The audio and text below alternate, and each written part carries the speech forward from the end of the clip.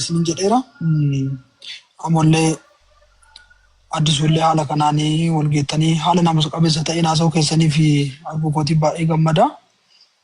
Ammoo gaafa mana waajiititti yaa'u gaafii ati na gaafatte deebii exactly kitaabuma irra akka barreeffame isin jedhee yoo si gaddisiise ta'e dhiifama isin jechuu barbaada asumaan. Jecha mataa kiyyaatii miti. Amantiin kiristaanaa fi musliimaa wanti tokko irra walii galu du'aan booda jireenya akka jiru amanna. Isaanillee kan salaatanii fi harkaan islaamaa hunduma godhanii wanti salaataniif jaannata gallaa jedhanii ammoo gaafii gaafachuu barbaadu kana keessa kiristaanillee du'a booda jireenyatu jira, mootummaa waaqayyootitu jira jennee amanna. Ani personally ammoo kaleessa eenyuun tajaajilaa turte maaliin tajaajilaa turte jedhee ammoo gaafachuun barbaadu yeroo baay'ee waan gaafatameeruuf. Achittillee maal argattee deemtee ka jedhu gaafiin guddaadhaani. Amoon haala adda addaa keessatti deebisuun yaalaa jira. Walumaa galatti ammoo shoorti godhee si gaafachuudhaaf anini iddoo amma jirtu kanatti abdiin mootummaa waaqayyoo galuuf ati qabdu maal inni meeqa amantii itti deebina. Okay. Gaaffii bareedaa na gaafatte. Ayyeen akkan hamma xiqqoo badhettis akka musliimaatti amantiin islaamaa ni barsiisa. Du'a booda jireenya jira. Kun immoo ilmaan namaa imaanaa amanaa keessatti bu'uura guddaadha waan ta'eef quraanaaf hadiisa irratti hundaa'uudhaan jireenyi dhugaa du'a booda akka eegalu ragaa quraana illee ni jira waan ta'eef suura 254 irratti warri karaa rabbii keessatti ajjeefamte du'aan hin jettaniin isaan jireenya keessa jiru garuu isin hin mul'attanii jedha. Warri karaa rabbii keessatti ajjeefamtee du'aan hin jettaniin jedha.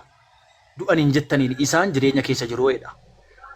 Suuraa 23:5 irratti immoo silaa nuti isin habadan gonkumaa taphattanii akka malee humne jettan isa dhugaan ta'e mootichi olaanaan rabbidha jedha.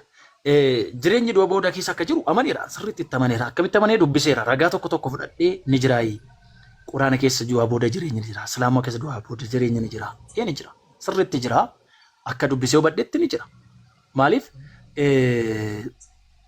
yeroo nama gara akiiraatti deemutti bakki itti eegamu du'aan booda hanga guyyaa qiyaamaattidha. Akkuma kiristaanummaa keessatti namni du'aan booda gara jireenya bara baraatti gala jedhamu akkasuma yeroo nama gara akiiraatti deemu bakka itti eegamu du'aan booda guyyaa qiyaamaattidha. Booda haga guyyaa qiyaamaattidha jechuudha. Qiyaama yookaan guyyaa murtii guyyaa hundi ka'u yookaan hojiiwwan isaanii itti madaalamudha. Siraata yookaan daandii sirrii gubbaa jahannam ce'uu jechuudha.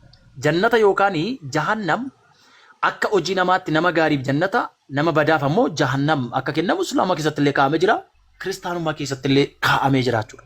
Nabii Muhammad sallallahu alaihi wasallam akkana jedhan du'aan booda namni kamiyyuu qabriin isaa bakka jannataa yookaan bakka bidda keessaa tokko ta'a jedha. Nabii Muhammad sallallahu alaihi wasallam jechuudha. Kanaafi du'aa booda namni kamiyyuu qabriin isaa bakka jannataa yookaan bakka ibidda keessaa tokko ta'a waan ta'eef jedha. Akkuma namni Yesuusitti yoo amanee hin du'u yoo hin amaniin ammoo hin du'a jedhamu akkasuma namni islaamummaan fudhanne illee akkasuma nam tokko yoo islaaman taane jannatan galu jedhee quraanni dhuma ifarratti nuuka. Kanaaf akkasittiin sammuun koo kitaaba kana dubbisee waan jiruuf itti na amaneera siin jechuu barbaadeen Ibraahim. Ani kanaateetti na fudhadheera. Amoon hadhasu waan dhidhimee kan keessi hadheeressu su gara gooftaa deemee amma amoon jannata galaa jechaadha. Ani sababiin isaayyuu musliimaa islaama ta'eelaa laa ilaaha illallah Muhammad rasuulallah jedhee waan hin jiruuf rabbiin ergamaan isaa Nabii Muhammedidha, Iisaadha. Akkasuma warroota kaanillee ergamoota rabbii ta'uu isaanii amanee rabbiin immoo tokkicha ta'uu isaa fi waaqayyo tokko qofaa ta'uu isaatti waan amanee jiruuf jannata nan gala jedhee amanee jira. Tole amma